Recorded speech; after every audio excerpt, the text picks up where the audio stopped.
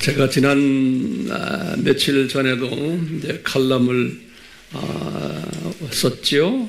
그래서 그 칼럼을 다 읽어보셨죠? 예. 그 칼럼에서 요 근래 제가 쓰는 목적 중 하나가 뭘까요? 우리가 다 열심히 앞장서서 이 아바 프로그램에 많은 분들이 들어오도록 하는 그러한 목적이 거기에 숨겨져 있어요. 오늘 아침에 제가 한번 담당자에게 한번 물어봤어요.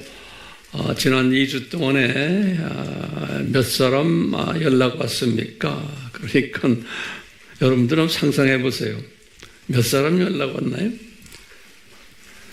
그러니까 20명이 연락이 왔대요. 20명이. 예. 그 20명 연락만 온 게 아니고 이제 우리 담당자가 열심히 또 설명해 주고 그리고 거기에 연락 온 분들은 다 뜨거운 분들이 되래요.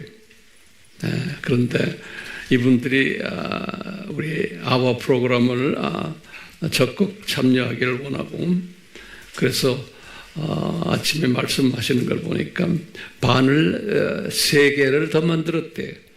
이분들을 위해서. 예, 그런 이야기를 하더라고요. 그래서 저는 마음속에 그랬어요. 이것은 이제 시작이다 그랬어요. 시작이다. 왜냐하면요, 제가 이렇게 지금 이 시대가 시대인 만큼 우리 아미팀들 하면 여기 앉아 있는 분들만이 아니고 이제 영상으로 참여하는 분들 많잖아요. 이분들도 다 아미팀들이에요. 주 안에서. 그런데 이렇게 제가 보면은 거기에 그 댓글을 다는 분들 제가 이렇게 보면요. 이분들은 어떤 분들일까요? 예수님이 저에게 세미한 음성으로 말씀하세요. 이분들은 잘 견디라. 또 뭐죠? 깨어있어라. 또 준비하라. 그 다음에 뭐죠? 외쳐라 할 때 이 외치는 수준까지 가는 분들로 성령님이 저에게 말씀하세요. 그런데 항상 그 숫자는 대가 보면 정해져 있어요. 예, 그분들이 제가 오늘 아침에도 한번 열어보니까 아주 정말 멋있게 쓴 분들이 많아요. 거기 보니까요. 그래서 주님께 제가 이제 대화하면서 주님 이분들 참 이쁘네요. 그랬어요. 그 글 쓰려면 보통 정성 들어가는 게 아니에요. 써봐서 알죠? 댓글 쓰는 분들 쉽지 않아요. 이거 쓰시면서 여러분들 황 목사님 댓글이 아니고 황 목사님의 칼럼 그 쓰시면서 주님이 이 황 목사님을 얼마나 고생시키시나까지도 한번 상상해 보세요. 글 한 줄 쓰는 것도 힘들어가지고 보면은 대부분의 우리 여기에 계신 분이나 영상으로 보는 분들 중에서 대부분의 한 90% 이상, 95% 이상 사람들은 댓글 안 써요. 그것뿐이 아니에요. 좋습니다도 누르지 않아요. 댓글을 멋있게 써놨는데 거기에 좋습니다 누르는 사람은 한 사람, 두 사람, 많으면 10사람이. 그래서 제가 주님 왜 이렇습니까? 이분들 그러니까 너 알지? 지금 이 세대는 자기만 사랑하는 세대다. 예수님이 저에게 그래요. 지 생각만 하고 이렇게 열심히 댓글을 다는 분들을 격려하려는 마음도 없어요. 이게 부끄러운 거예요. 아무리 우리가 이래도요. 세상 사람들은 또 일반 사람들이 딱 봐서 보잖아요. 보면 좋습니다. 하나, 2개, 많아야 10개. 그럼 나머지 분들은 뭐 하는 거예요? 잠깐 읽어만 보고 그래 하고 탁 접어버리는 사람들이 우리 여기 앉아있는 분들 대부분이 다 그래요. 그러니까 이런 사람들을 내가 왜 섬기나 하는 이런 생각도 해요. 왜? 지 생각만 하는 거예요. 자기 바쁘니까 그냥 하다가 딱 보고는 그래 재밌구나 그러고 그냥 끝나버리는 사람들. 그러니까 거기에 댓글 할 때 좋습니다. 그거 하나 누르기도 싫어하는 사람들이. 그런 사람들이 여기 앉아있어요. 내가 보니까요. 그런 사람들 앞에 제가 설교해야 무슨 의미가 있습니까? 왜? 이게 자국이 안 보이는데 그 자국이 간단해요. 좋습니다. 하나만 눌러도 되는데 그것도 안 누르는 사람들의 대부분이 누굽니까? 좀 얼굴 좀 봅시다. 그래 놓고 뭘 여기 앉아있어요? 저 여기 정말 서기 싫어요. 예. 그거 하나 누르지도 않는 사람들이 여기 앉아있어요. 회개하세요. 왜요? 여러분들이 그거 하나 누름으로써 많은 사람들이 깨어나고 많은 사람들이 동기부여받고 성령님이 곧 여러분들이 하나 누르는 그걸로 인해서 역사하세요. 그런데 그것도 안 눌러.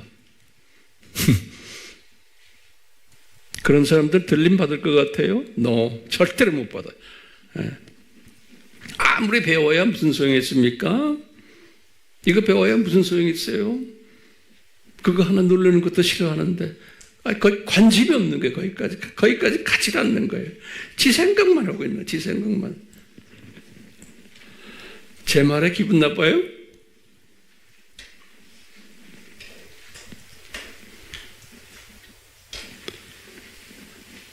한번 여러분들 핸드폰 들여다보세요. 좋습니다 누르는 게 몇 개 있나? 하나, 두 개, 어떤 건 없고 그 정성들에서 댓글 단 사람들에게 좋습니다라도 누르질 않고요. 거기다 댓글 단 애쓴 사람들에게 좀 격려도 해주고 뭐 이런 말도 한마디 없어요. 그런데 그것도 매주마다 나오는데 똑같아. 그래서 이렇게 잔소리 하면은 될까? 제가 그런데 주님이 하래. 저 이런 말 하기 싫잖아요. 하래. 네.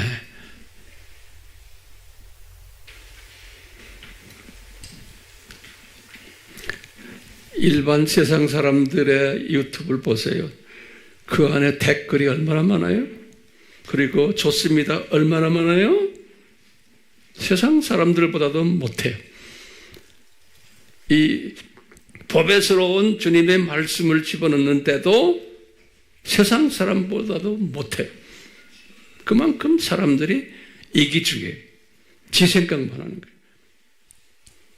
그러니까 저도 이렇게 보면서 오늘도 성령님이 그러니까 황 목사, 너 이분들에게 영적인, 지적인 만족을 제공해 주기 위해서 네가 지금 설교하니? 그분들 그런 걸 만족시키기 위해서. 그런데 만족이 됐다면은 거기에 대한 반응이 있어야 되잖아요.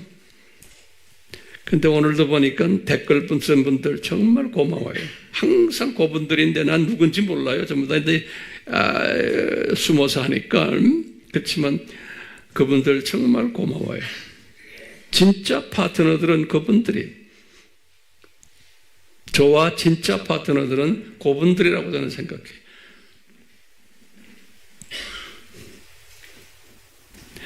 기분 나빠하지 마세요. 성령님이 강하게 말씀하시는 거예요. 네, 다 자기 생각만 해요. 내 편한 거. 그런 사람 들림 받아요? 택도 없어요. 못 받아요.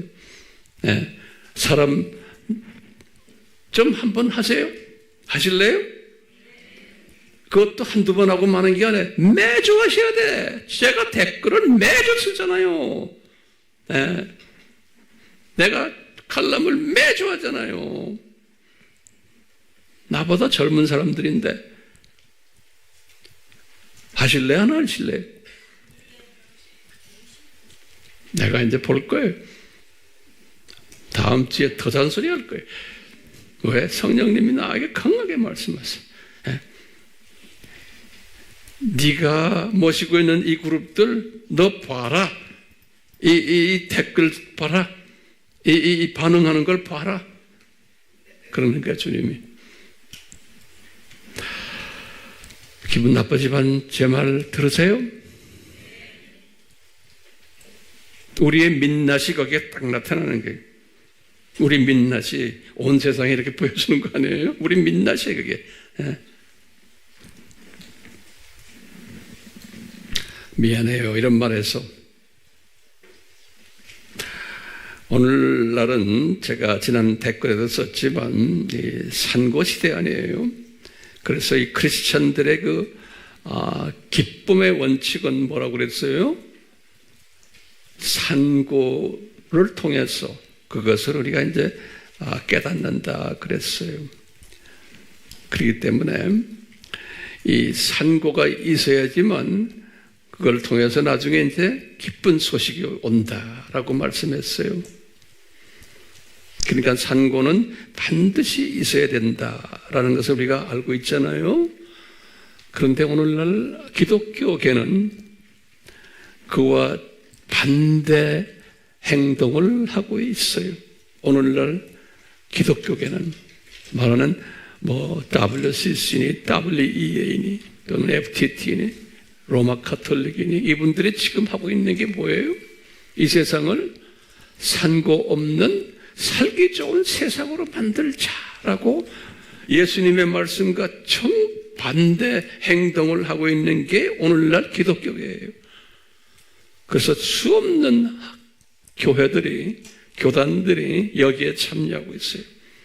그래서 악을 없애자, 이 모든 세상의 부조리를 없애자. 어떤 분들은 복음주의이면서도 길거리에 나가서 이걸 없애자고 소리를 지르는 거예요. 밤낮 없이 소리 지르는 거예요.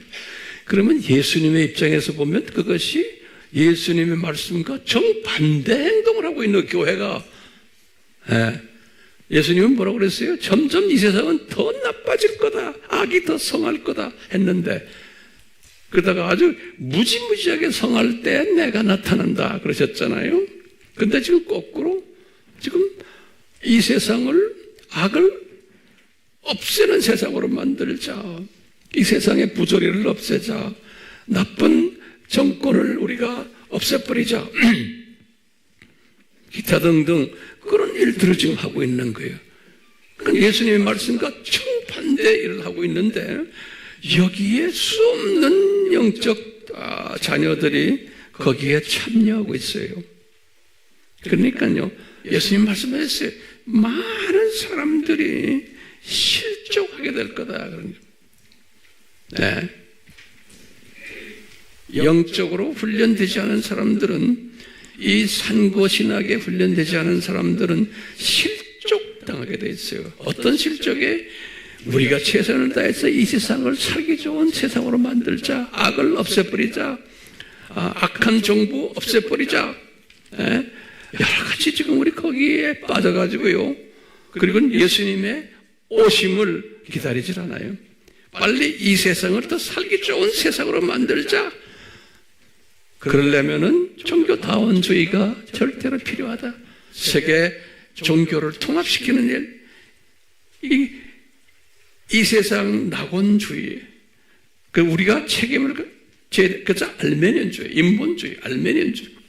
우리 인간이 최선을 다해서 이 세상을 살기 좋은 세상으로 만들자라고 하는 거예요. 근데 예수님의 말씀과 정반대 이야기를 하고 있어요. 지금 우리가 이런 세상에 살고 있는 거예요. 그러니까 예수님의 지금 이 산고신학을 이야기하는 사람들, 그걸 듣고서 동의하는 사람들은 아주 소수예요. 그렇기 때문에 우리가 댓글에다 이걸 달아줘야 되고, 이거 해줘야 되고, 왜요? 여러분들이 이 들림받는 추수꾼이 되려면 하셔야 돼. 그냥 구경만 하고 앉아있지 말고, 구경만 하고 앉아있으면 이건 제가 이걸 왜 해요? 안 하시면 안 돼요. 이건 사명이에요.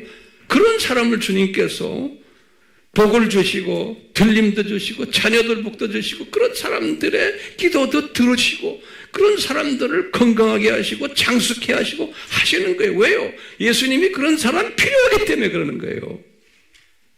안 그래요? 예수님의 입장에서는 그런 사람이 필요한 거예요. 이 지금 악한 시대에 그런 거 하지 않으면서 기도해 주시면 안 돼요. 이게 참여하셔야 돼요. 이 세대에 주님이 뭘 원하시는가를.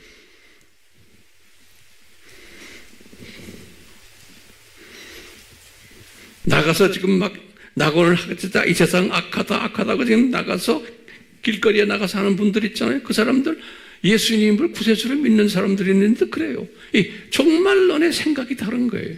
그러니까 이런 사람들 우리가 미워하지 마세요. 이런 사람들을 통해서 이 세상이 악하다는 것을 우리에게 보여주는 거예요. 그렇죠? 누구라고 내가 말 안 하지만 그러니까 그런 사람들은 그런 역할을 하는 건데 그것만 보여주는데 이분들은 지금 예수님의 이 산고신학에 대해서는 좀 생각이 짧은 거예요. 자, 잊지 마시고 제 설교는 이걸로 끝냈어요. 예, 이제 본 설교 한번 우리 들어봅시다. 왜냐하면 지금 이스라엘 시리즈를 목사님 계속해 주세요 하는 주문들이 저에게 많이 와요. 그래서 저도 생각이 그래요. 그래서 제가 영상으로 하기 전에 이렇게 짧게 잔소리 좀 하고 그리고 이제 영상으로 우리 봅시다. 네, 오늘 계속해서 이 사탄 이놈에게 왜 높은 지위를 허락하셨나 이것도 우리 다 다시 한번 확인하는 시간을 갖기를 바라요. 제가 다시 말합니다. 이런 거 아무리 배워야 뭐해? 댓글도 안 쓰고 좋다고 긋고 좋아요 누르지도 않고 제가 말합니다. 이런 거 공부해서 뭐해요? 예. 제발 좀 그거 생각하면 내가 막 열이 나는 거예요. 예. 제 얼굴 보세요. 연락이 안 생겼나? 예? 진짜 열나요. 자, 말씀 봅시다.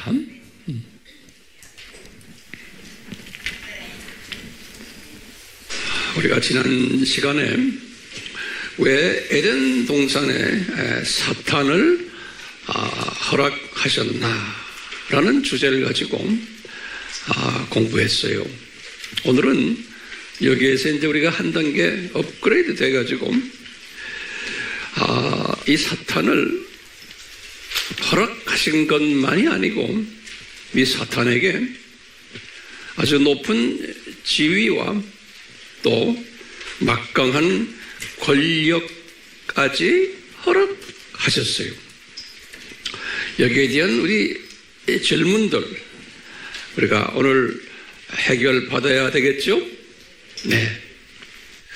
이제 이 높은 지위를 주신 그 이름들 제가 칼럼에 자세히 썼는데요.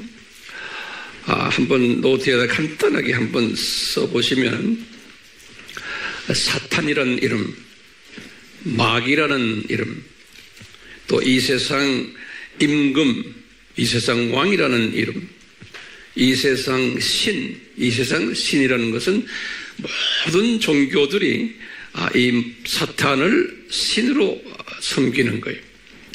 그래서 이 세상 신이라 예수님이 말씀하셨어요. 공중 권세 잡은 자, 모든 신들의 우상들의 우상, 모든 신들의 우상, 또는 흑암의 권세자, 또는 귀신의 왕, 이런 높은 권력이 있는 강력한 이름들을 주셨거든요. 여기에 대해서 누가 질문을 하면은 왜 이런 이름들을 주셨나? 오늘 거기에 대한 해답을 찾으려고 그래요. 뿐만 아니라 기능적으로 주님이 이제 맡긴 일을 하기 위해서 기능적인 이름들도 예수님이 다 주셨어요.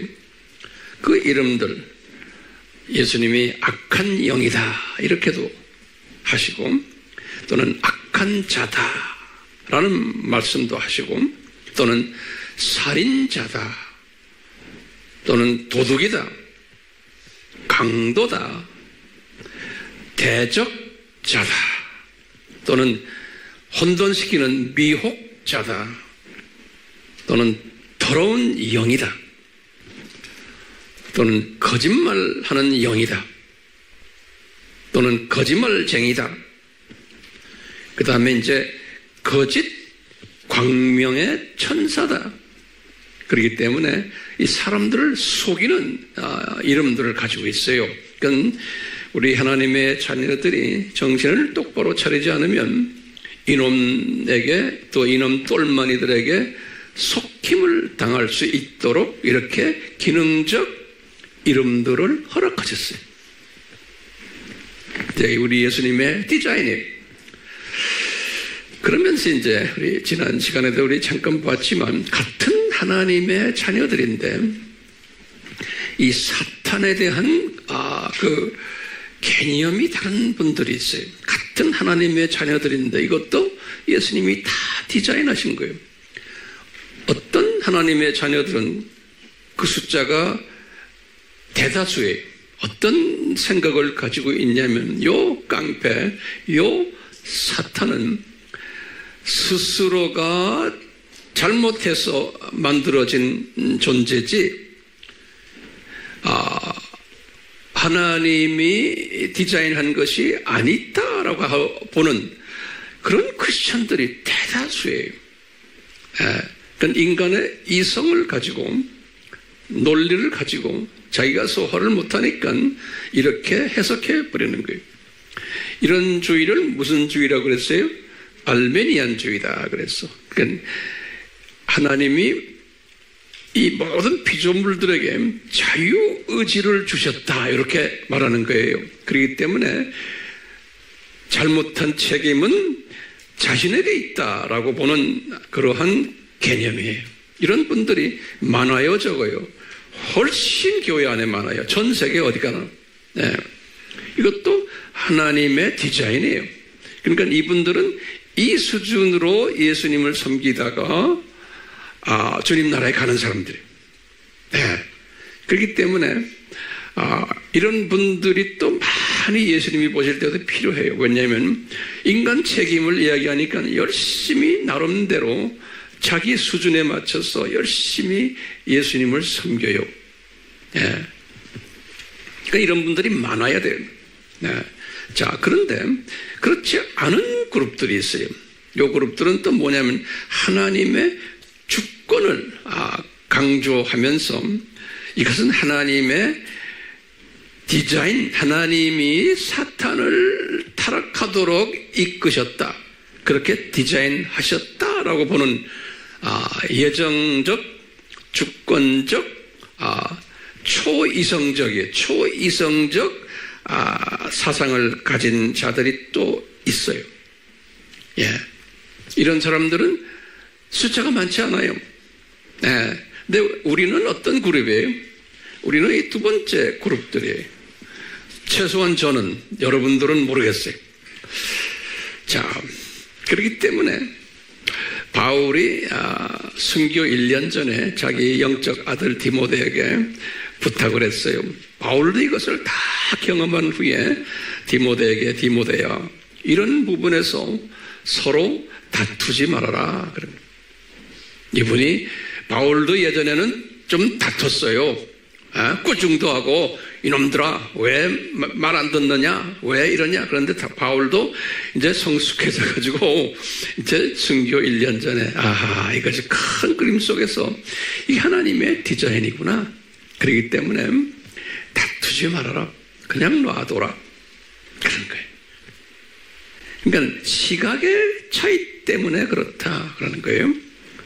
어떤 하나님의 자녀들은 대부분은 병아리 시각 정도 가지고 있고, 병아리 시각이라는 건 눈에 보이는 이 현상들, 요 모든 이런 것들만 보고 나름대로 해석하는 사람들. 그보다 조금 더 올라가면 어떤 분들은 참새 시각으로 이제 보는 사람들도 있고, 그런데 이제 바울도 그런 시각을 가지고 계시다가 이분도 이제 독수리 시각으로, 전춘후 시각으로, 어떤 때는 병아리 시각이 되었다가, 어떤 때는 아메바 시각이 되었다가, 어떤 때는 참새, 그러다가 또 독수리로 올라왔다 내려왔다 하는 큰 그림을 보는 그런 시각자로 바울이 은혜로 변해버렸어요. 그렇기 때문에 그냥 놔둬라. 왜? 보지를 못해서 그러는데 그걸 가지고 다투면은 서로에게 유익이 안 된다라고 말씀하셨어요. 디모데후서 2장 14절에 이런 공부 우리가 공부했죠. 그러면서 이제 이런 이야기를 제가 칼럼에서 했어요. 이렇게 사탄을 하나님이 창조하셨다고 이사야에게 말씀하셨는데 이사야 45장 7절, 54장 16절 또는 45장 18절 이렇게 성경에 써 있는데도 불편해하는 사람들이 있는 거예요. 그리고 솔로몬에게도 잠언 16장 4절에 말씀하셨고, 그리고 바울도 골로새서 1장 16절에 모든 피조물들, 천사들까지도 다 예수님을 위하여 예수님에 의해서 창조되었다라고까지 하는데도 이 부분에 대해서 자기의 이성적 판단에 의해서 불편해하는 기독교인들이 대부분인 거예요. 그렇기 때문에 그대로 어떻게 해요?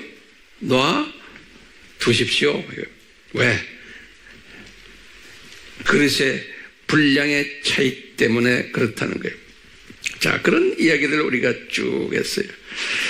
자, 그렇기 때문에 우리가 이제 대답을 할 수 있는 게 왜 에덴 동산에 사탄을 창조했나? 라고 이제 질문을 던질 때 이제 대답을 할 수가 있어요. 그 다음에 이제 이런 질문을 또 할 수 있어요. 이제 새 하늘과 새 땅에는 왜 사탄이 없는가요? 여기에 대한 대답도 우리가 할 수 있게 되었어요. 그 대답은 간단하게 말하면 이 세상이 뭐다? 창조 목적 학교다. 이게 대답이에요. 이 세상은 거기에 예수님이 교장 되신다. 그리고는 예수님이 교감을 임명했는데 그 교감이 사탄이다라는 거예요.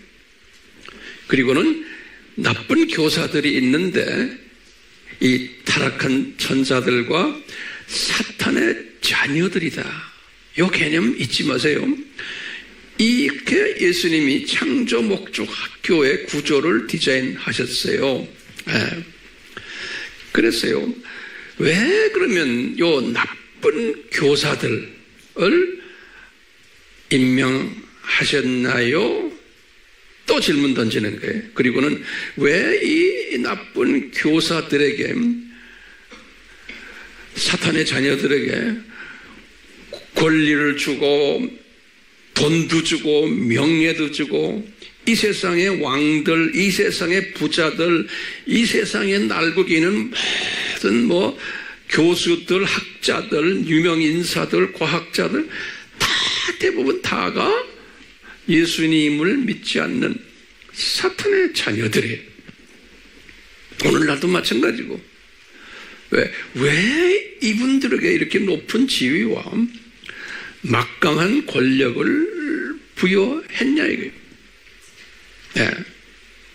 우리도 마찬가지. 오늘날 우리나라도 선교 대국이라고 하지만 까놓고 보면은 우리나라의 모든 정치인들, 경제인들, 문화인들, 무슨 계통의 사람들 하나같이 예수님을 사랑하는 사람 거의 없어요. 다가 예수님과 무관하거나 예수님을 싫어하거나 예수 믿는 사람들을 핍박하는 사람들이에요. 이런 사람들이 우리나라의 소위 이 지도 계층들, 영향 주는 사람들인데 그게 다 사탄의 자녀들이에요. 이런 말 하면 좀 이분들은 기분 나빠하겠지만 그런 거예요.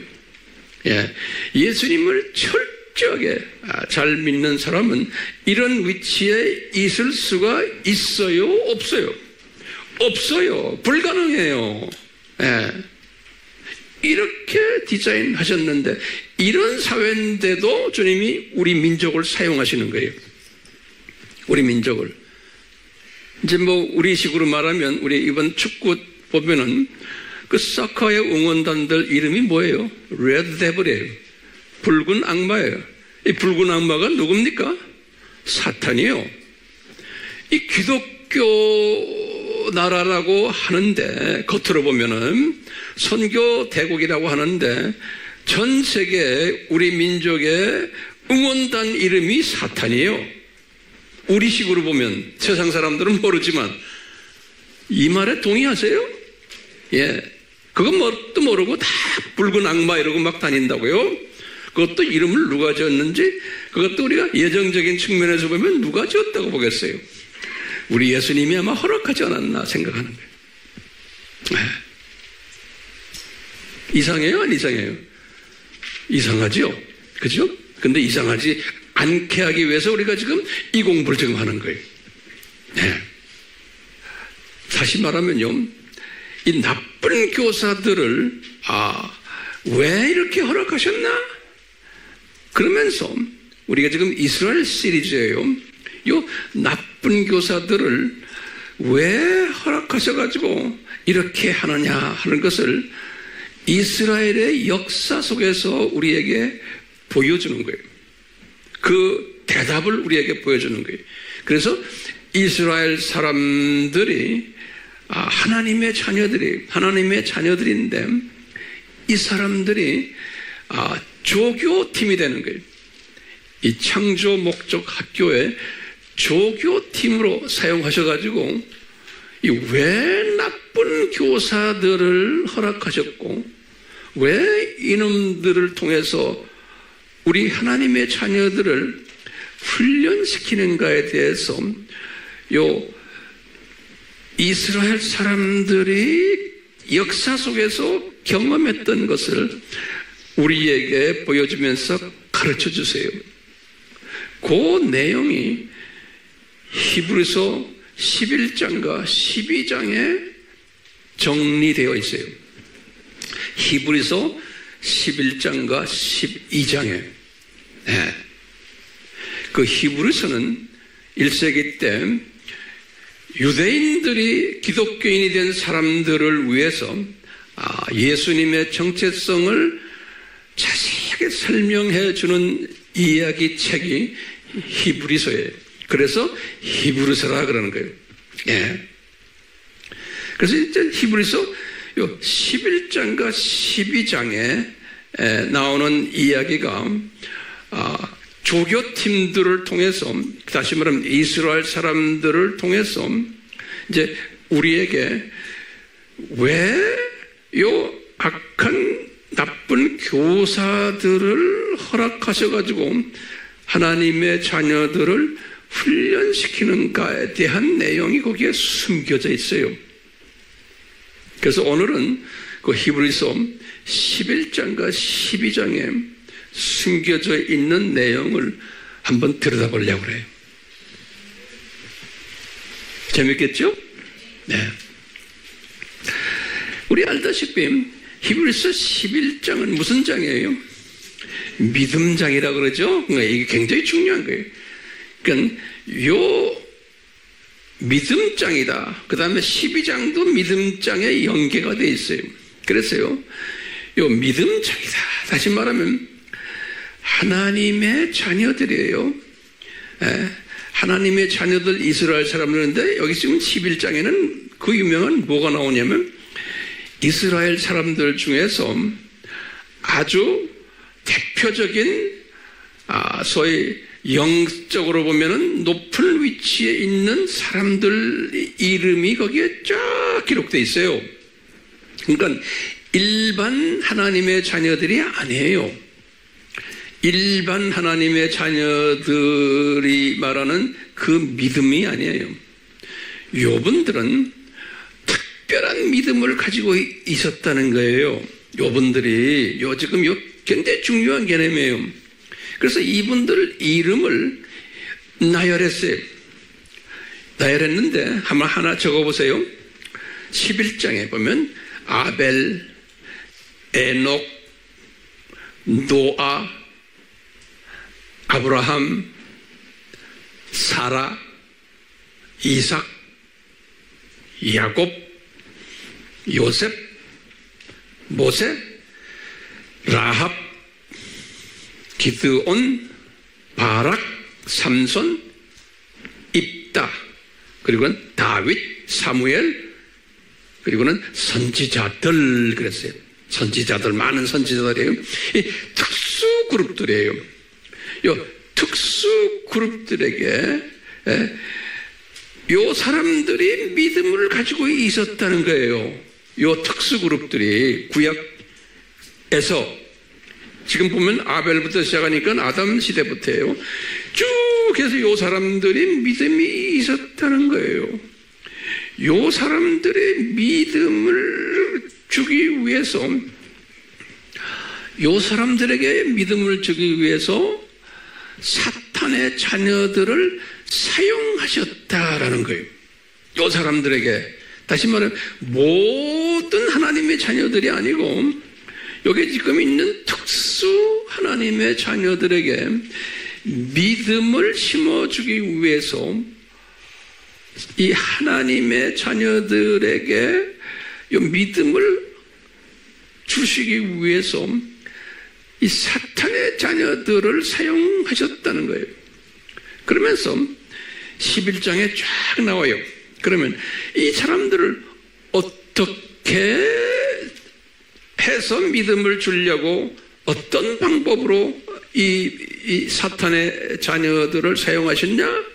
거기 이제 11장 34절부터 쭉 후반에 보시면 그랬어요. 이 분들에게, 이 믿음의 선조들에게 불로서 공격도 하고 칼날로도 공격하고 고문도 당하게 하고 잔혹한 조롱도 당하게 하고 채찍질도 시켰고 또는 감옥에 결박시켰고 돌로 때리기도 했고 톱으로 잘리기도 했고 칼로 살해도 하고 궁핍게 하고 고난과 학대를 주고 또는 광야로 던져서 산속에 숨고 동굴 속에 숨고 토굴에서 숨어서 유리하도록 했다. 11장 34절에서부터 쭉 해서 38절까지 그 이야기들이 거기 있어요. 다시 말하면 누가 지금 누구를 지금 이렇게 궁핍하게 해요? 사탄의 자녀들이 누구를? 하나님의 자녀들이 아니, 하나님 자녀들 중에서도 특수한 자녀들이에요. 그러니까 좀 계층이 높은 우리 식으로 말하면 남은 자들이에요. 특수한 신복감들이에요. 우리 같으면, 지금 같으면요, 헌신된 사람들이에요. 요 사람들을 이렇게 공격을 하는데 공격하는 목적이 있다는 거예요. 이 사탄의 자녀들이 하나님이 허락하신 목적이 있다는 거예요. 그 목적이 뭐냐? 뭐겠어요, 여러분들? 믿음을 크게 해주기 위해서 그런 거예요. 믿음을, 그게 믿음장이에요. 그러면 여러분들이 나에게 이제 물어볼 거예요. 황 목사님, 도대체 무슨 믿음입니까? 이 질문이 해결이 돼야 돼요? 안 돼야 돼요? 예. 무슨 믿음을 주려고 이분들에게 이런 고난을 허락했습니까? 그리고 요 사탄의 자녀들을 사용하십니까? 그러면 11장과 12장에 보면 답이 거기 다 섞여 있어요. 그 답을 제가 오늘 하나하나 정리해 드리려고 그래요. 받으실래요? 네. 첫 번째 답이 뭐냐면, 첫 번째 답이 이게, 다시 말하면 우리 하면 지금 일반 유대인들을 이야기하는 게 아니에요. 특수 유대인들이 깨닫게 해주는 거예요. 그 사람들에게. 일반 유대인들은 이거 깨닫지 못해요. 근데 지금 나열된 요 사람들이 깨닫게 하기 위해서, 근데 시간적으로 보면 아벨부터 시작해서 쭉 해서 선지자들 전부 다 굉장히 긴 시간에 깨닫는, 이분들이 깨닫는 게 뭐냐면 11장에 그랬어요. 깨닫는 게 뭐냐면, 아하, 우리는 이 세상에 나그네구나. 이제 11장 13절 14절 15절 16절에 보면 나와요. 아하, 우리는 나그네구나. 이 세상에 외국인이구나. 그런데 우리는 천국 시민이구나. 요것을 첫째 깨닫게 해주기 위해서 이런 고통을 준다는 거예요. 그래서 깨달았다는 거예요. 이 사람들이. 이게 첫 번째 믿음이에요. 요 믿음. 두 번째 믿음이 뭐냐면, 아하, 우리 번향이 저쪽 동네구나. 저쪽 동네가 우리 본향이구나. 라는 것을 깨닫게 된다는 거예요. 그러니까, 제가 지금 여기 첫 번째, 두 번째인데 그걸 세 번째, 네 번째로 바꾸세요. 첫 번째는 뭘 깨달았냐면 이렇게 하면 돼요. 아하, 이 세상이 창조, 목조, 학교구나. 이것을 첫 번째 깨달은 거예요. 두 번째가 우리가 학생이구나. 이것을 두 번째 깨달은 거예요. 세 번째가 그것을 이제 내가 풀어나가는 거예요. 이 사람들이 구체적으로 했어요. 아하, 우리가 이 세상에 사는 나그네구나. 이게 우리는 외국 사람이구나. 이 세상에서. 그리고 우리는 본 고향이 네 번째는 우리는 천국 시민이면서 우리는 고향이 저 위에 있구나. 본향이. 이것을 깨달은 거예요. 지금 몇 가지 지금 말씀드렸어요? 네 가지. 첫 번째가 뭐예요? 아하, 이 세상이 창조 목적 학교구나. 두 번째는 아하, 우리는 학생이구나. 세 번째는 아하, 우리는 나그네로 여기 와 있고 외국인이구나. 네 번째는 우리는 천국 시민으로 본향이 저 동네구나. 이것을 깨달은 거예요. 이 사람들이 지금 이 11장, 12장의 쭉 내용을 읽어보면 그래요. 자, 그 다음에 다섯 번째는 저 동네 올라가면은 상급을 주시는구나. 요거 정확하게 좀 써 있어요. 그러니까 그냥 올라가서 있는 게 여기서 이렇게 고생을 하고 주님의 기뻐하시는 일을 하다 보면 상급이 분명히 있구나라는 거 이분들이 깨닫. 이게 다 믿음이에요. 그 다음에 다섯 번째죠. 여섯 번째는 뭐냐면 저쪽 세상이 계층 사회구나. 이것을 깨달은 저쪽 사회가. 그 다음에 일곱 번째가 마지막으로 뭐냐면 아하, 나중에 우리는 예수님의 즐거움에 참여하는 자들이구나. 이것을 깨달은 거예요. 그러니까 이 히브리서 11장과 12장에서는 요 일곱 개념을 설명해 준 거예요. 어떤 사람들이 이런 걸 깨닫는다고요? 요 지금 나열된 요 유명 인사들이, 그러니까 특수 계층의 크리스찬들이, 일반 사람들이 아니에요. 그러니까 요것을 일곱 가지에 깨닫는 것을 뭐라고 말씀했냐면, 뭐라고 말씀했어요? 믿음이다. 그런 게. 정리됐어요? 요것을 깨닫는 것이 믿음이다. 그래서 11장 1절의 믿음의 개념을 말했죠. 믿음은 뭐예요? 바라는 것들의 실상이요, 보이지 않는 것들의 증거니라. 이게 무슨 말이에요? 믿음이란 것은 지금 이런 모든 것을, 이 일곱 가지를 바라는 거예요. 이 일곱 가지를 비주얼라이즈 하는 거예요. 비주얼라이즈. 이렇게 이 마음의 소원을 들고 비주얼라이즈 하는 그것이 믿음이라는 거예요. 일곱 가지를.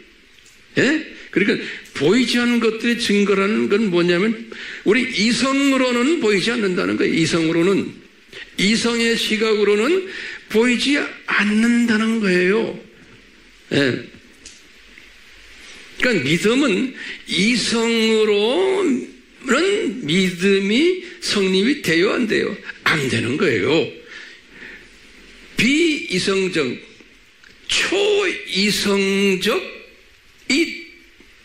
초이성적으로만 믿음이 성립이 되는데, 이것은 운이 좋아서도 아니고 내가 노력해서도 되는 게 아니고, 이것은 뭐예요?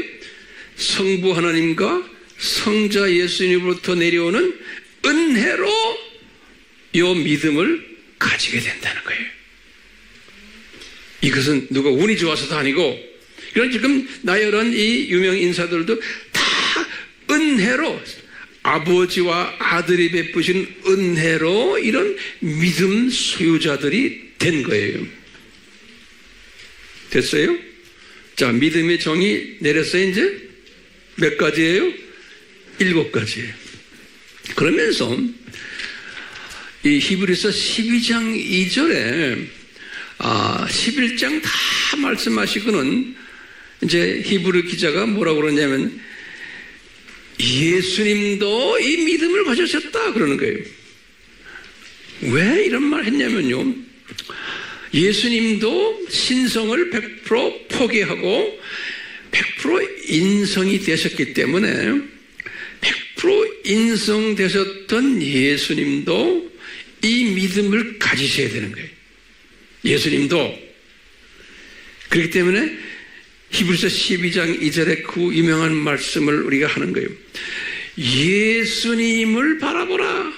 그분도 앞으로 있을 상급을 위해서, 즐거움을 위해서 십자가의 고통을 참으셨단다.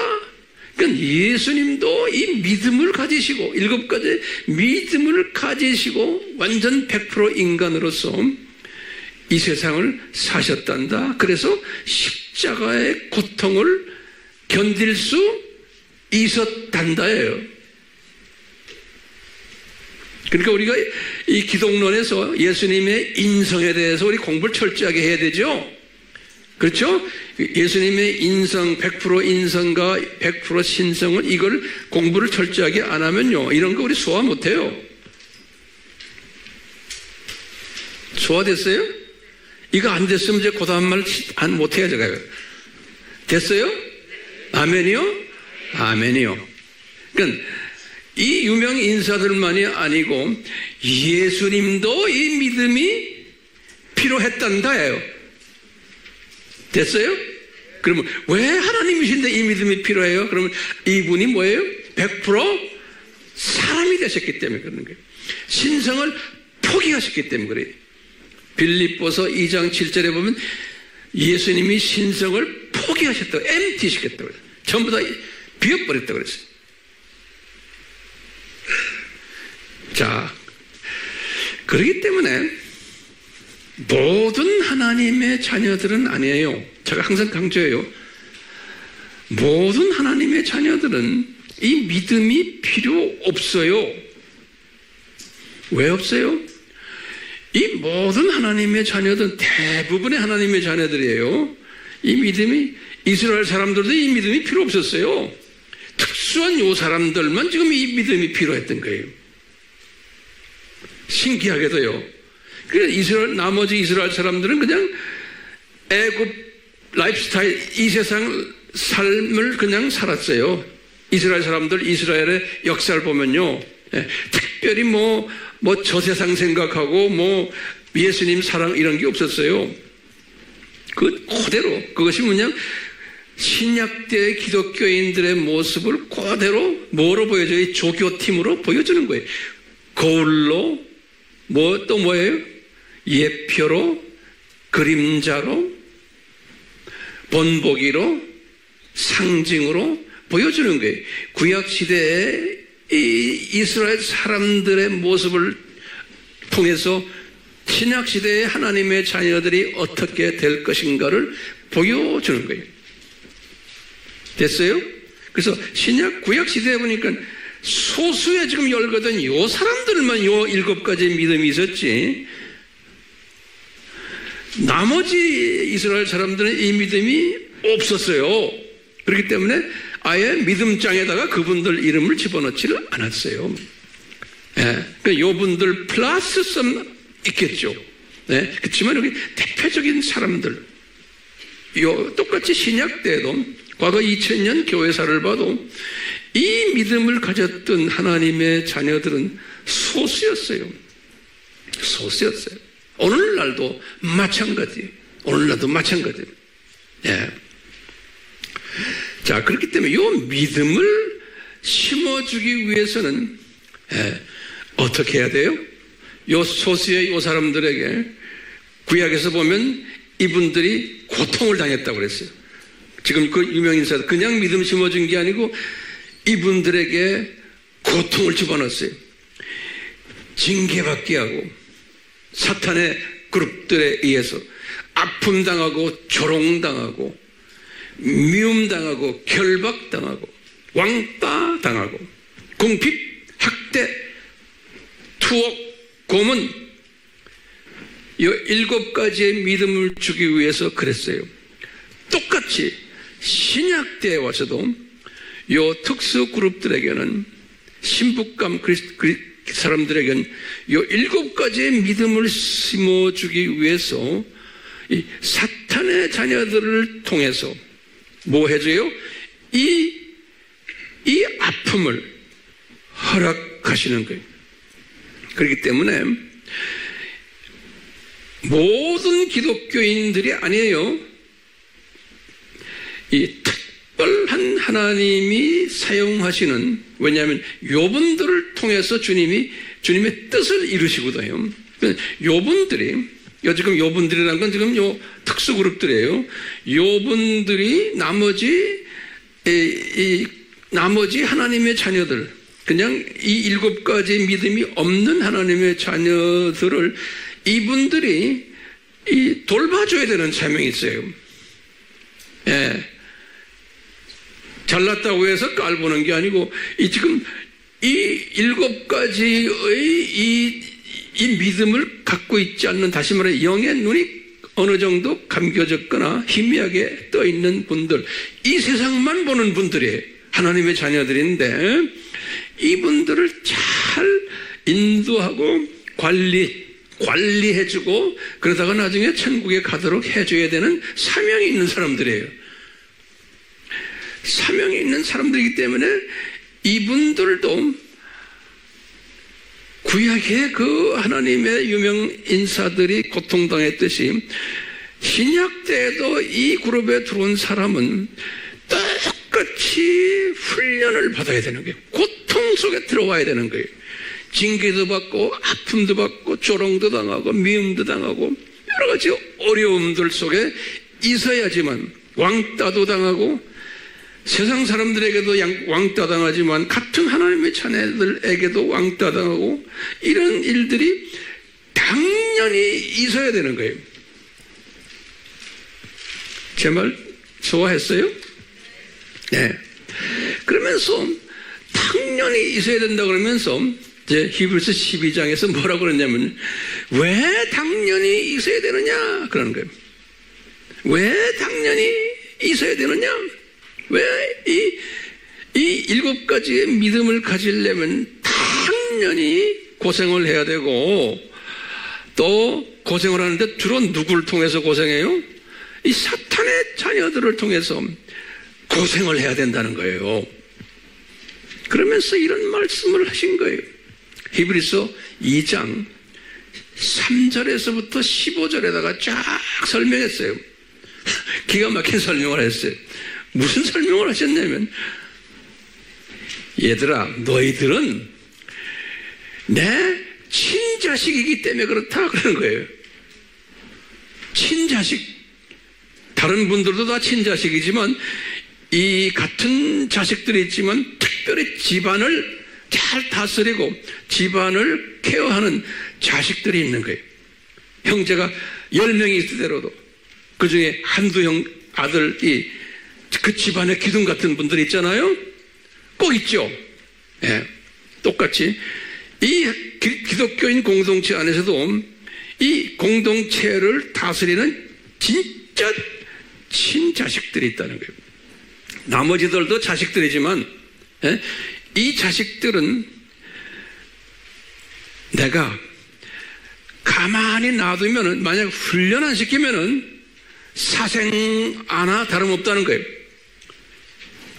성경에 그렇게 써 있어요. 사생아에. 친자식이 아니라는 거예요. 어디서 불러온 자식이.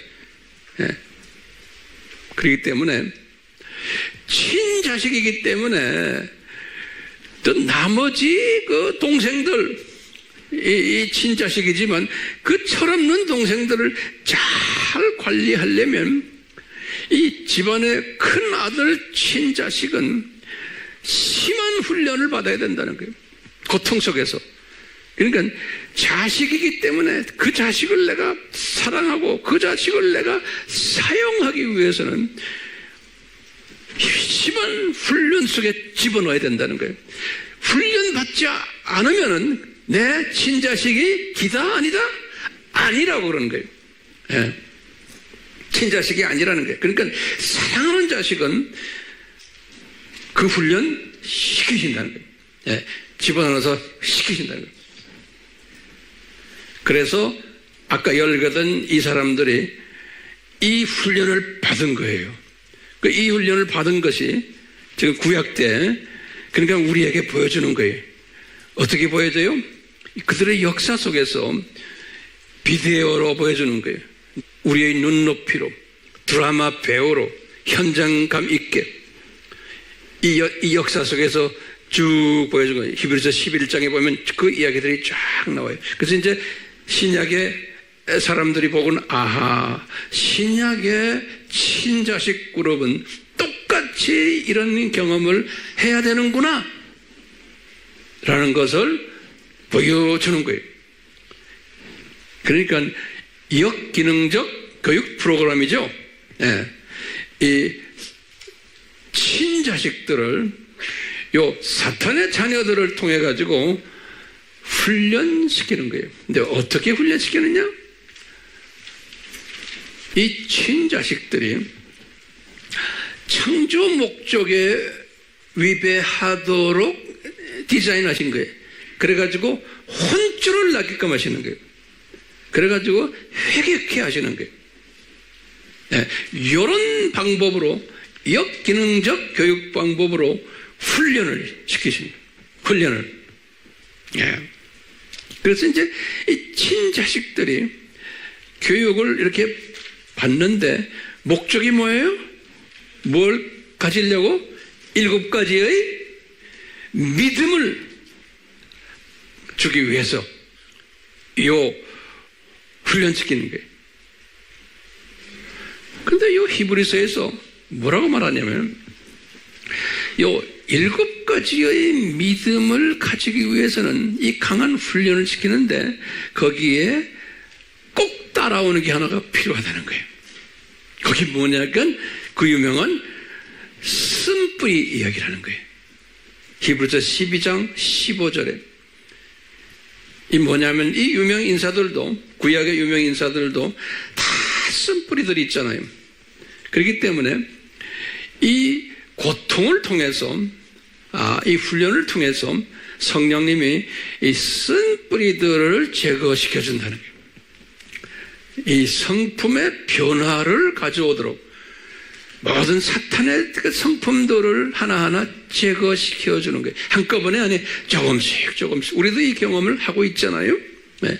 쓴뿌리들을 성품의 변화들을 시켜줘야 되는 것이 이 과정인 거예요.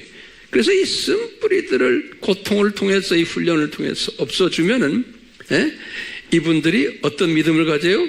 이 7가지의 믿음을 가지는 영의 눈이 떠지게 된다는 거예요. 우리 산상수훈에서 마태복음 5장 8절에서 그랬죠. 마음이 순수한 자는 영의 눈이 떠가지고 하나님을 볼 것이요. 그랬죠? 그러니까 문제는 뭐냐면 우리가 영성이 있냐 없냐는 내가 얼만큼 성품이 내가 성화되었느냐. 그렇기 때문에 이것이 내 뜻대로 안 되잖아요. 이 카테고리에 들어온 우리는 진짜 들어왔는지 안 왔는지는 어떻게 알 수 있어요? 이 7가지의 믿음을 가지고 있냐를 없냐를 어떻게 알 수 있어요? 그분의 성품을 보면 알 수 있는 거예요. 그분의 인격, 그분의 말하는 것, 행동하는 것, 이분의 삶에서의 우선순위를 어디에다 뒀는가라는 것을 보면 알 수가 있는 거예요. 네. 이 말은 뭐냐면 이렇게 모든 것이 변화됐을 때 쓴뿌리가 100%는 없어지지 않지만 이렇게 됐을 때 그 7가지의 그 믿음이 형성이 된다는 거예요. 믿음이. 예.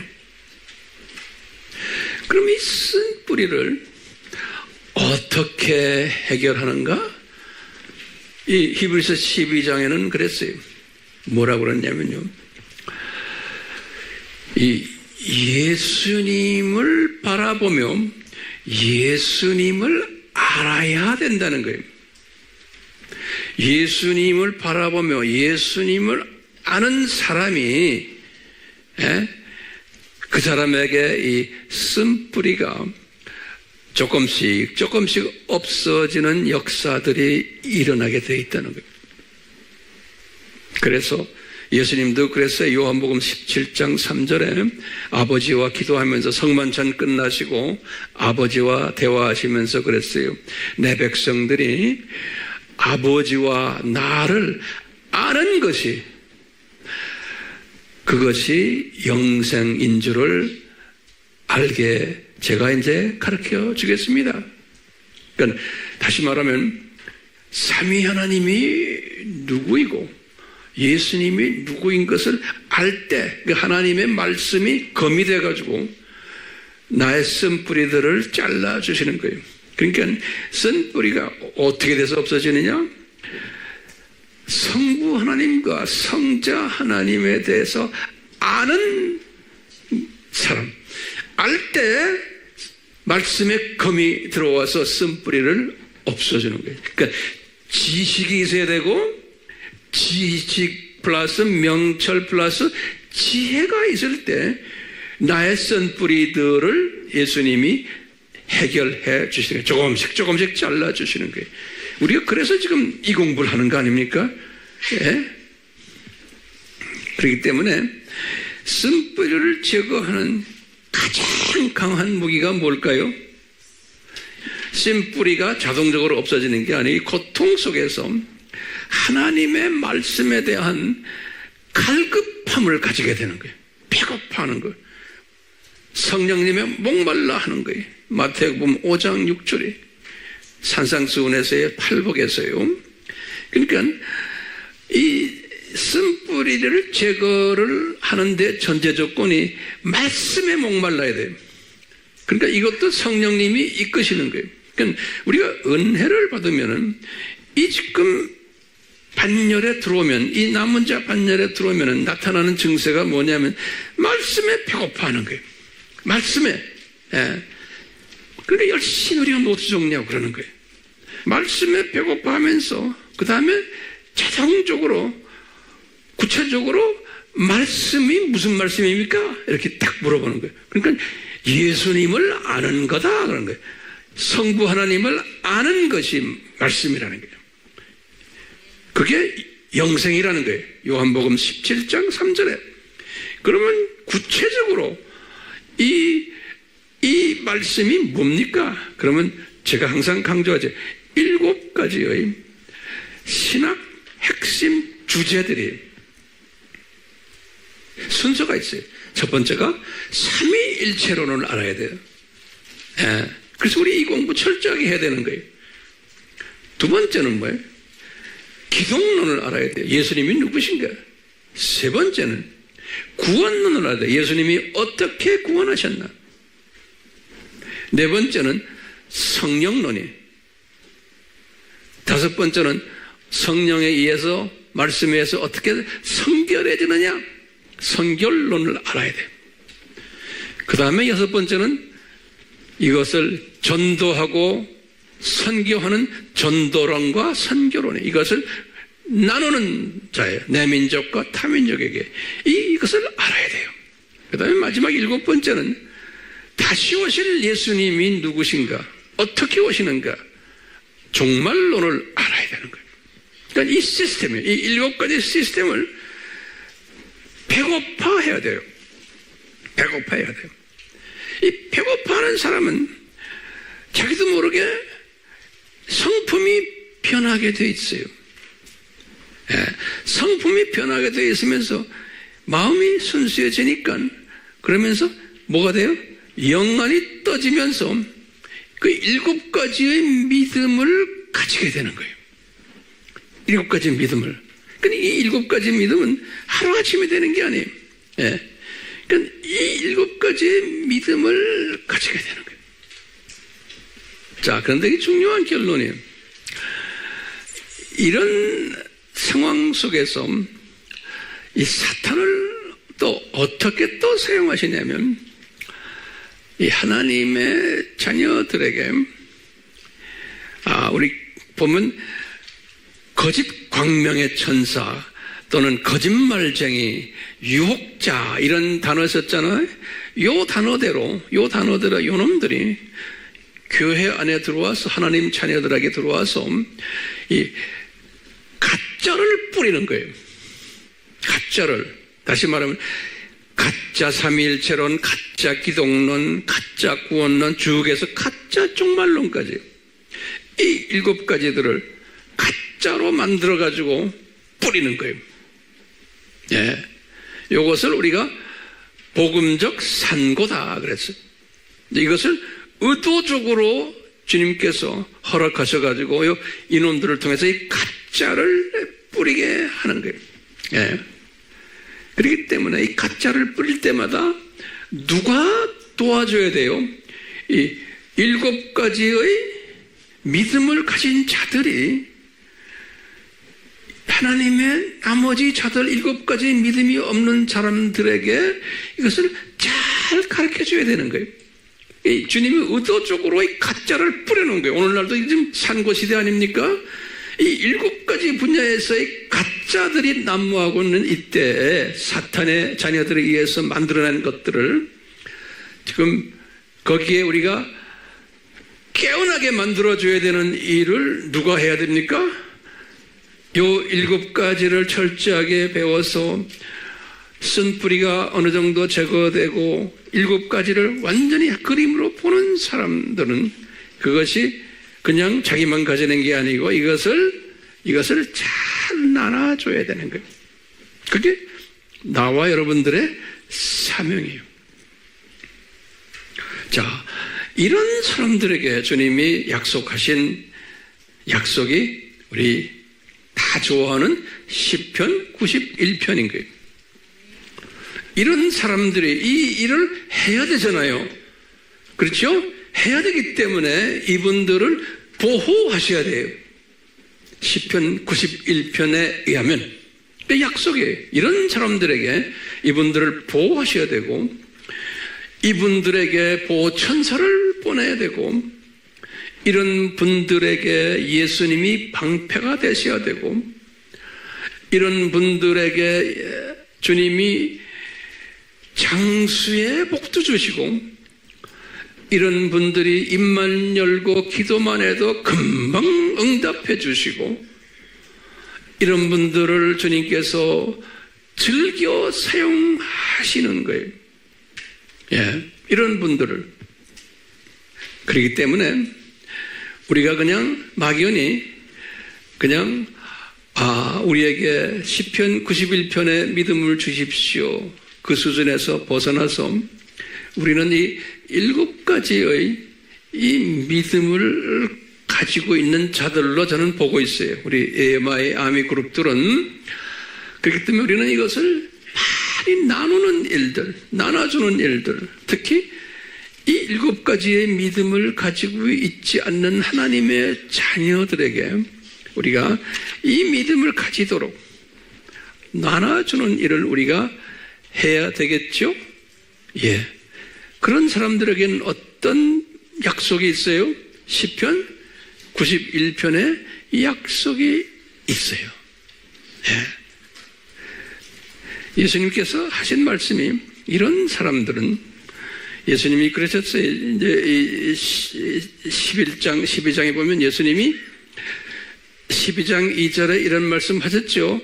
예수님도 이 7가지의 믿음을 가지고 이분이 십자가를 참으셨는데 그러면서 거기에 무슨 이야기가 나오냐면 앞으로 일어날 즐거움 그랬어요. 앞으로 일어날 즐거움을 생각하면서 참으셨다 그랬어요. 여기 굉장히 중요한 개념이에요. 예수님이 앞으로 일어날 즐거움을 생각하면서 참으셨다는 거예요. 이건 무슨 말입니까? 지금 2000년 전에 예수님이 십자가 사건 전에 십자가를 이거 고통스럽게 참으신 것, 그리고 십자가 상에서도 참으신 게 왜냐? 앞으로 일어날 즐거움 때문에 참으셨다는 거예요. 그럼 이게 뭐예요? 무슨 즐거움이요? 예? 우리가 쉽게 말하면, 이제 예수님의 그 즐거움을 제가 성서에 이렇게 보니까 한 7가지로 제가 나눠볼 수 있어요. 근데 그 예수님의 그 즐거움이 우리의 즐거움이에요. 그래서 이걸 정리해 봅시다. 첫 번째, 예수님이 언제 즐거워하셨냐면, 첫 번째는 부활하실 때 즐거워하신 거예요. 그렇죠? 이분이 부활하시고는 이분의 부활 때문에 아브라함의 품에서 있었던 하나님의 자녀들도 다 낙원에 이제 참여하실 것이고, 이미 그 전에도 했지만, 또 예수님이 부활하시고 낙원에 올라가심으로 해서 그 낙원에 지금 와 있는 모든 하나님의 자녀들과 큰 파티 하셨겠죠. 그렇죠? 이 파티를 항상 우리가 묵상하시고 상상하세요. 예수님의 즐거움이 그때 있었어요. 그러니까 예수님도 하나님이시지만 감정이 있으신 분이에요. 이분도 즐겁다, 즐겁지 않다를 표현하시는 분이에요. 그러니까 이분이 즐거운 것은 왜 즐거워요? 이 창조 목적의 절대성과 필요성을 교육을 받은 후에 이 세상에 살다가 올라간 하나님의 자녀들이 이 창조 목적의 절대성과 필요성을 깨닫고 올라와서 이제는 예수님 감사합니다 라고 할 때 예수님이 가졌던 즐거움에, 그러니까 파티를 하십니다. 예수님의 파티. 첫 번째, 부활 후에 이런 일이 있었고, 두 번째는 매일매일 우리가 전 세계의 하나님의 자녀들이 육신이 죽잖아요. 죽어서 낙원으로 올라가면은 매일매일 천사들과 함께 주님의 올라간 자녀들과 함께 파티를 하실 것 같아요. 예수님께서. 왜요? 예수님이 왜 즐거워하세요? 이 세상에 집어던져서 창조 목적 훈련을 공부시킨 다음에 졸업해서 올라간 졸업생들을 놓고, 그 한두 명이겠어요? 전 세계에서 올라올 테니까 그분들을 놓고 또 즐거운 파티를 매일매일 하셨을 것 같아요. 그게 두 번째 파티죠. 그렇죠? 세 번째 파티는 이제 예수님의 공중 재림시, 공중에서 파티를 또 하셨을 것 같아요. 왜? 들림에서 올라가는 사람도 있잖아요. 위에서 같이 내려온 사람들.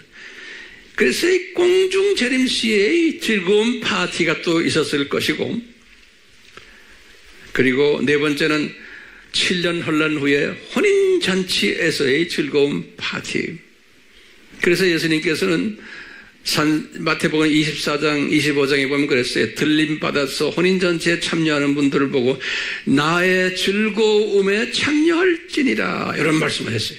나의 즐거움에 참여할지어나. 그러니까 예수님이 파티를 하시는 거예요. 창조 목적 훈련을 어느 정도 받고 올라간 그 형제 자매들에게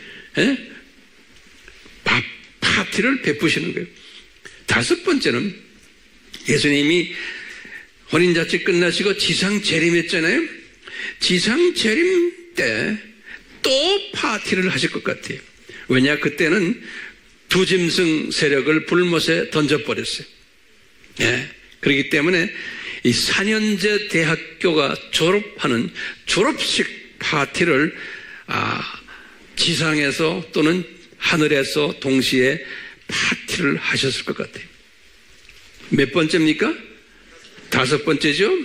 여섯 번째는 7,000년 끝나고 이제 창조 목적 학교가 폐교가 될 때, 그때 사탄과 사탄의 자녀들을 불못에 집어넣는 거예요. 계시록 20장 10절에서 15절이 집어넣고 폐교식을 할 때 엄청난 파티를 또 하지 않았나라고 볼 수 있어요.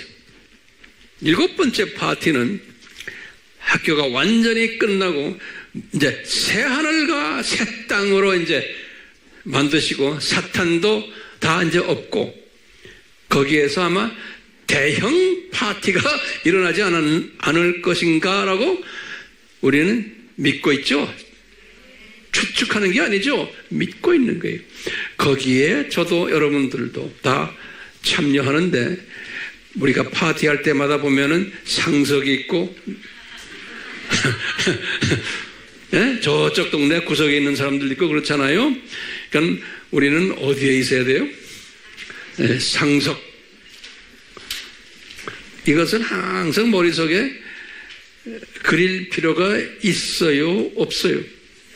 이걸 그리시라고 지금 제가 오늘 이렇게 설명하는 거예요. 이걸 그리는 사람이 뭐가 있다? 믿음이 있다 그러는 거예요. 우리는 믿음이 있다 그러면 이것을 7가지로 보지 않고 딴 걸 가지고 믿음 그래요. 왜냐? 믿음이 있으면 사업도 잘 되고 뭐 이 세상 게 잘 되고 뭐 잘 되고 이 수준의 믿음이에요. 그 믿음도 여러 가지 믿음이죠. 대부분의 크리스찬들은 그 수준의 믿음을 가지다가 주님을 만나는 거예요. 그런데 성석에 들어갈 분들의 믿음은 우리가 11장의 그 유명 인사들처럼 무슨 믿음이? 이 7가지의 믿음을 가졌다라고 히브리서 11장과 12장에 가르쳐 주세요. 그렇기 때문에 사탄이 필요해요? 안 필요해요? 사탄의 자녀들이 필요해요? 안 필요해요? 필요한 거예요. 그분들 수고 지금 많이 하고 있어요. 네, 그분들. 그런데 이분들은 친자식이에요? 아니에요? 아니에요. 우리 하나님의 자녀들이 아니에요. 그렇기 때문에 이 사람들을 그냥 사용하시는 거예요. 누굴 위해서? 하나님의 자녀들이 뭘 가지라고? 7가지의 요 믿음을 가지라고. 그러니까 잠깐 이 세상에 낙원으로 와 있어서 학생으로 와 있으면서 하나님의 이 큰 디자인을 이 독수리 시각으로 볼 수 있는 믿음이고 7가지의 믿음이. 그래서 오늘날도 우리 이 시대에 살고 있는 하나님의 이 7가지의 믿음을 가져야만 되는 자녀들에게는 이 사탄의 자녀들을 사용하셔서 여러 가지로 훈련을 시키고 계세요. 그렇기 때문에 이런 시각으로 우리 볼 때 이슬람 저 지역에서 고생하는 하나님의 자녀들,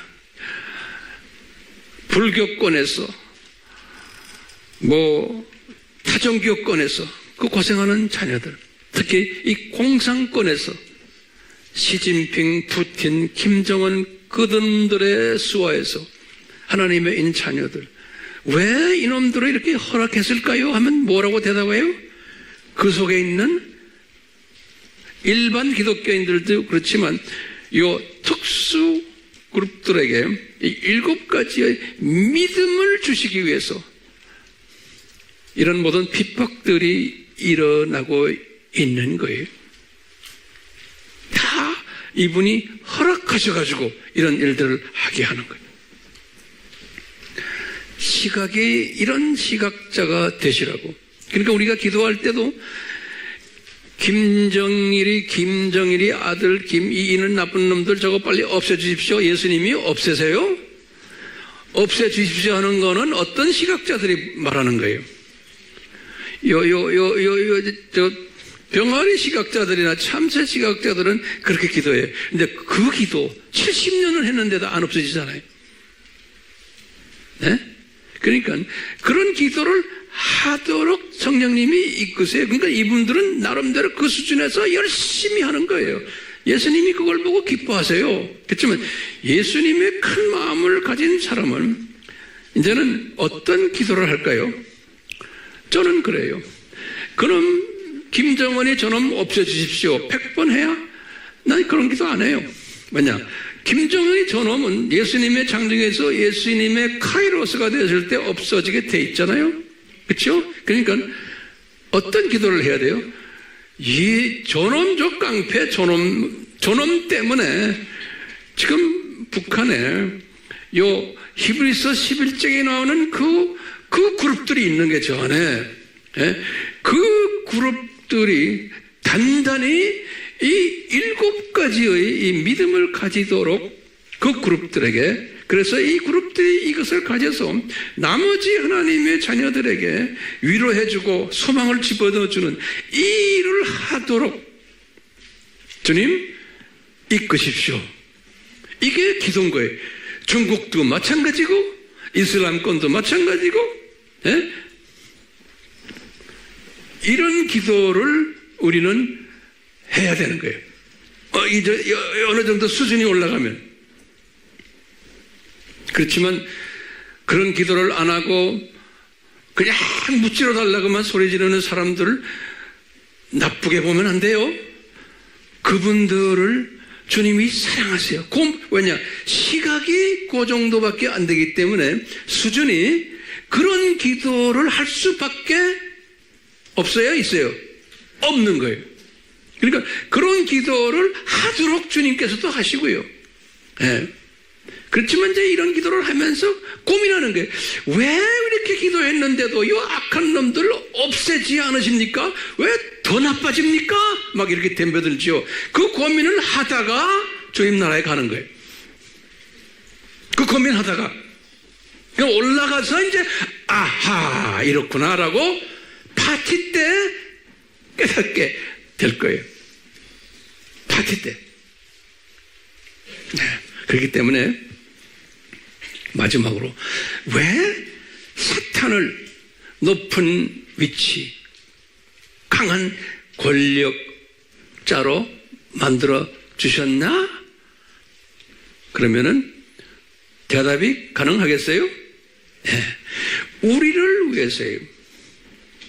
우리라면 모든 기독교인들이 아니고 특별한 기독교인들을 위해서, 히브리서 11장 믿음을 가진 기독교인들을 위해서, 하나님의 자녀들을 위해서, 더 구체적으로 말하면 7가지의 믿음을 가지도록 이끄는 일을 하는 도구로서 이분들을 사용하시고, 그렇기 때문에 이분들 때문에 나중에 이제 우리가 이제 예수님의 즐거움에 참여하는데도 큰 도움을 받게 되는 거예요.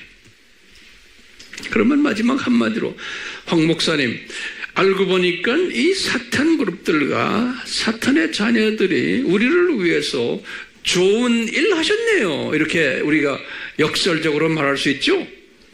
여기에 대한 대답을 꼭 여러분들 가지시길 바라요. 제가 가끔 이야기하지만 사랑의 하나님이신데 왜 이분들 보면은 얼마나 착한 분들 많아요. 예수 안 믿는 분들도.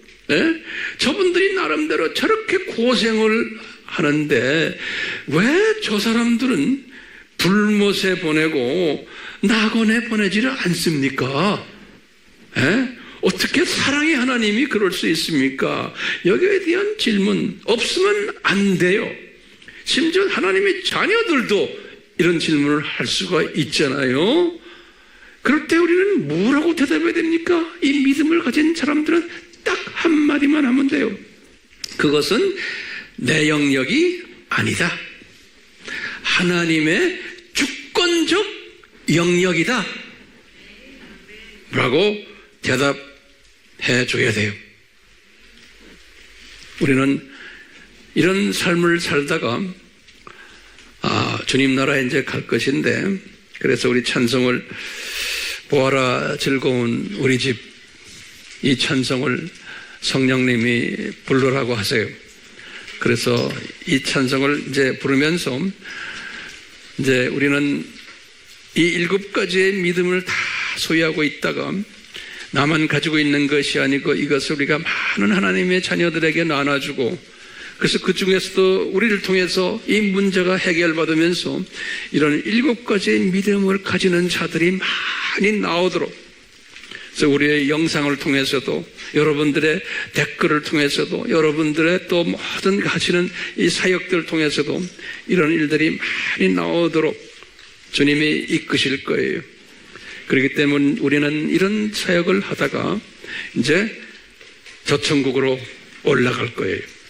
예수님 저희들에게 이 7가지의 믿음을 허락해 주셨사오니 이것을 주님의 사랑하는 백성들에게 최대한으로 나누는 전도자 역할을 잘 감당할 수 있도록 주여 우선순위를 설정을 잘해서 여기에 참여하는 복된 자들 되도록 삼위 하나님의 그 간섭하심과 성령님의 직접 간섭하심과 예수님의 인도하심과 함께 하심이 우리에게 항상 있음으로 해서 이 일에 충실한 하나님의 자녀들이 되도록 주여 복을 내려 주시옵소서.